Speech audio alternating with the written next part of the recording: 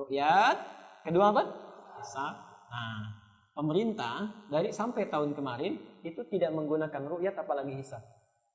Yang digunakan metode campur-campur di antara keduanya dikenal dengan nama imkan ru'yah. Imkan ru'yah. Yuk, saya berikan gambarannya. Fokus ke sini. Garis 0 derajat.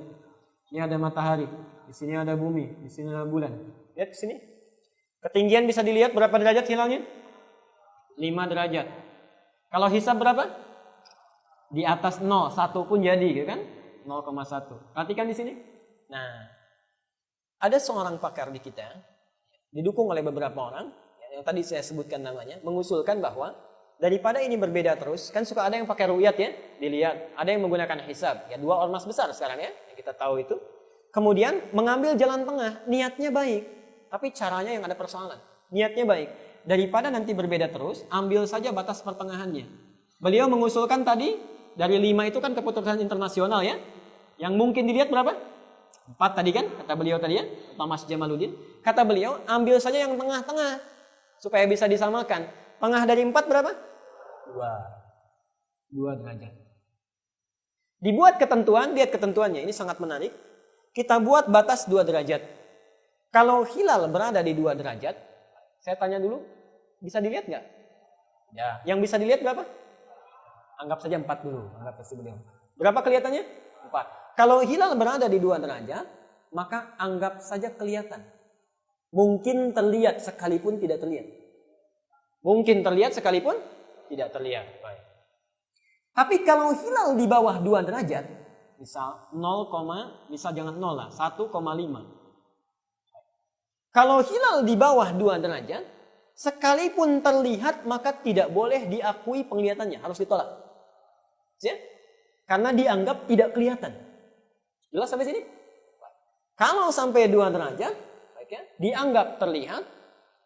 Kalau di bawah 2 derajat, sekalipun terlihat harus ditolak, tidak boleh diakui. Jelas sampai sini? Baik. Ini menarik ya, ini satu. Akhirnya apa yang terjadi? Metode ini ditetapkan disebut dengan imkan ru'yah. Imkan itu artinya mungkin, ru'yah itu kelihatan, dimungkinkannya terlihat. Nah, selama ini metode yang digunakan di kita ini metode ini. Akhirnya apa yang terjadi? Kan kalau siklus alam itu fenomenanya Allah yang mengatur. Bisa saja Bapak menetapkan dengan hisab. Maaf ya, hisab misalnya, kita tetapkan sekarang itu 0 derajat. Tiba-tiba terjadi fenomena alam, ada orang ru'yat, terlihat. Yang tadinya di bawah 0, tiba-tiba kelihatan. Itu harus ditetapkan. Jelas ya? Nah, tapi persoalannya, muncul ke sini dulu. Ketika ditetapkan imkan ru'yat, akhirnya dampaknya apa? Dampaknya jadi kacau dalam prosesnya. Kekacauan ini terjadi dalam 3 hal. Perhatikan. 1, bertentangan dengan sabda Nabi ketika ada yang lihat. Perhatikan hadisnya, Bapak Ibu sudah hafal kan? Kalau ada 1 orang, 2 orang menjadi saksi, orang itu terpercaya maka harus ditetapkan keesokan harinya dengan Ramadan. Karena ini sudah ditetapkan di bawah 2 derajat.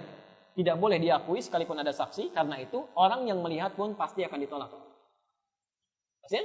Dan ini tidak usah saya ungkapkan ya, beberapa tahun terjadi ya. Baik, ada yang melihat, disumpah, dikatakan, dan sebagainya tidak diakui. Karena prinsipnya ini. 1. Yang kedua, terjadi inkonsistensi. Sekali lagi, terjadi inkonsistensi. Lihat, tidak konsisten. Kalau tadi di atas 2, baik ya, kelihatan tidak? Dianggap kelihatan. Belum sampai 4, ya? Baik. Besoknya ditetapkan Ramadan? Ditetapkan.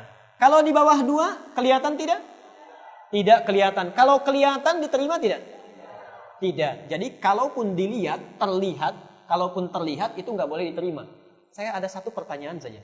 Kalau sudah tahu tidak kelihatan dan dilihat pun akan ditolak, kenapa dilihat juga? Kan capek. Kita sudah tahu ini kalaupun kelihatan itu tidak boleh ditetapkan. Kenapa dilihat juga? Kan sia-sia semua dikeluarkan ya. Baik, jadi ada inkonsistensi di situ. Yang ketiga nanti ada kekacauan dalam siklus. Ini yang terjadi termasuk tahun lalu. Ada kekacauan dalam siklus. Nah, saya beri contoh kemarin, misal yang menetapkan kemarin puasanya lebih cepat berjumlah 30 hari, itu konsisten dengan Idul Adha-nya. Karena ketika pindah dia beralih ke hisab. Ketika pindah beralih ke hisab. Kalau Bapak Ibu tidak percaya, perhatikan. Saya ingin tanya, kalau zaman Nabi kan setiap bulan lihat ru'yat, lihat hilal. Coba perhatikan, bukankah ibu ketika masuk Dzulqa'dah lihat tanggal? Siapa yang lihat hilal? Masuk Al-Muharram lihat tanggal, kan? Masuk bulan Safar lihat tanggal, Rabiul Awal lihat tanggal. Tapi ketika pindah ke sini, kemudian kita kembalikan kepada ru'yat, ada dalilnya, boleh dilakukan, ada dalilnya. Tapi nanti persoalannya ketika masuk bulan selanjutnya Syawal itu kembali ke tanggal. Oke, kembali ke tanggal. Nah, persoalannya apa? Awal Syawal itu bisa dilakukan ru'yat, tapi pindah ke bulan Dzulqa'dah, bulan yang ke-11, kita akan lihat Syawal setelah Ramadan apa? Syawal. Syawal hari pertama disebut apa? Idul Fitri kan? Untuk Idul Fitri itu masih ada ru'yat. Syawal bulan ke-10. Bulan ke-11 apa? Dzulqa'dah. Gak usah dibahas lah kelirunya. Bulan ke-12 apa? Dzulhijjah. Lebaran haji ada di mana? Bulan ke-12. Lihat, di sini ada ru'yat, di sini ada, tapi akan diselang oleh satu bulan Dzulqa'dah. Yang itu tidak mungkin dilakukan ru'yat. Kalau tidak percaya silakan. Ramadan ada ru'yat, Syawal ada ru'yat, Dzulqa'dah tidak mungkin. Tidak akan ada ru'yat. Kalau tidak percaya nanti lihat bulan ke-11, nanti perhatikan apakah pemerintah mengadakan ru'yat atau tidak. Misal ini ru'yat bulan ke-11. Nah, di sini persoalannya ketika masuk ke-12 lagi, ketika dilakukan ru'yat, ada data selama sebulan yang terkumpul digunakan hisab. Karena itulah yang terjadi kemudian, perhatikan tahun yang lalu, kalau menggunakan hisab itu akan konsisten, lebarannya tahun ini. Tapi kalau menggunakan ru'yat, maaf bukan ru'yat, imkanu ru'yat, kalau ru'yat pun akan konsisten, ru'yat akan konsisten. Kalau menggunakan imkanu ru'yat, di sini puasanya bisa lewat sehari, plus di hari ini. Idul Adhanya, kalau yang menggunakan hisab, dia misalnya lebaran Idul Adha kemarin misal di hari A, hari 1. Itu kalau menggunakan imkanu ru'yat, kalau harus konsisten, kalau konsisten itu harus sehari setelahnya. Pertanyaan saya, Idul Adha kemarin kita sama atau beda? Seharusnya beda yang ikut pemerintah. Seharusnya beda. Seharusnya ikut setelahnya. Karena hitungan imkan ru'yah mengharuskan kita Idul Adhanya besok hari, bukan hari itu. Tapi karena kita lewat 1 bulan di sini dikumpulkan, terpaksa dibawa ke hari ini, disamakan semuanya. Kenapa? Karena kalau besoknya ketahuan salahnya, hilalnya sudah besar 20 derajat. Percaya pada saya, bukti tahun kemarin, ada salah satu lembaga ormas yang mengikuti perhitungan ini, imkan ru'yah. Itu Idul Adhanya beda dengan pemerintah, tapi tidak diekspos. Itu yang konsisten dengan imkan ru'yah. Oke, jelas sampai sini? Nah, jadi apa pesan saya? Pesan saya hanya sederhana saja. Bila ada di antara dua metode itu, ru'yat dan hisab, itu sudah diberlakukan, maka pilih salah satunya dan jangan saling mengatakan pada yang lainnya ini yang benar, ini yang keliru. Oke? Dan konsisten dengan itu. Ru'yat lakukan, hisab lakukan, konsisten dengan itu. Kalau pemerintah sudah menetapkan, ulil amri menetapkan di antara dua ini, ambil satu, tinggalkan yang lain. Tapi kalau memilih di antara yang ini, tidak ada yang dipilih, memilih yang lain yang bisa mengacaukan dalam siklus ini, maka kita harus mengambil yang benar di antara yang dua itu. Jelas sampai di sini? Baik. Saya kira itu gambarannya.